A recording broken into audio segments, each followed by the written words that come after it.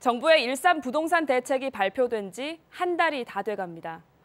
규제 완화에 초점이 맞춰진 이 대책으로 얼어붙은 아파트 매매 시장에 변화가 있을지 주목됐는데요.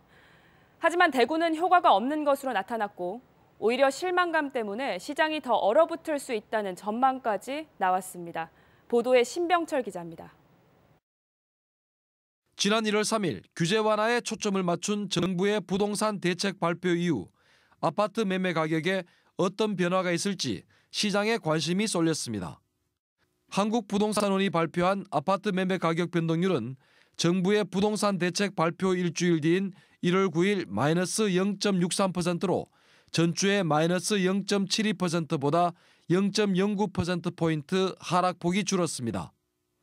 2주 뒤인 1월 16일은 마이너스 0.61%, 3주 뒤인 1월 23일은 마이너스 0.47%로 하락폭은 소폭 줄었지만 하락세 자체를 멈추지는 못했습니다. 전세 시장은 오히려 하락세가 심해지고 있습니다.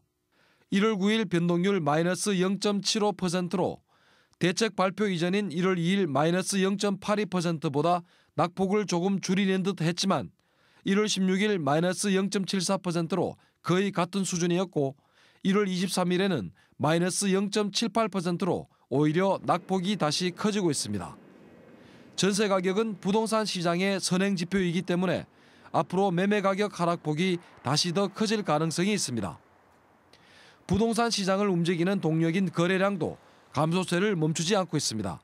최근에 와서는 이제 이런 어떤 정부가 사실은 내놓을 수 있는 카드를 다 내고 났어도 시장에 반전이 일어나지 않으면 어떡할까 하는 이런 걱정을 더 많이 하는 형태로 사실 바뀌고 있습니다. 이런 부분들은 뭐냐면 시장이 어떤 전체적으로 조금 하락세 이런 부분을 대세를 끊기는 좀 어려울 것으로 보여지고 있습니다.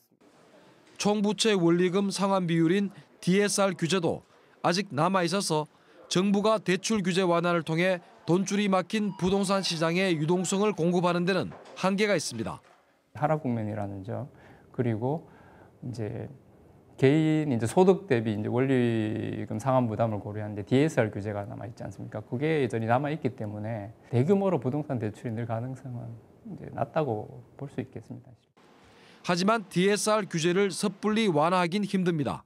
가계 부채의 규모를 키울 수 있기 때문인데 국가가 늘어난 부채를 감당하지 못해 경제 위기를 맞을 우려도 있기 때문에 정부로서는 매우 어려운 선택수단입니다.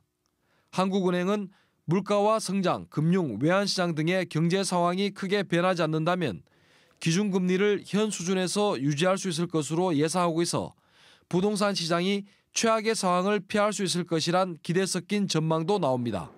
하지만 주택 매매 가격 하락세라는 시장의 큰 물기를 바꾸기에는 역부족이라는 관측이 지배적입니다. MBC 뉴스 신병철입니다.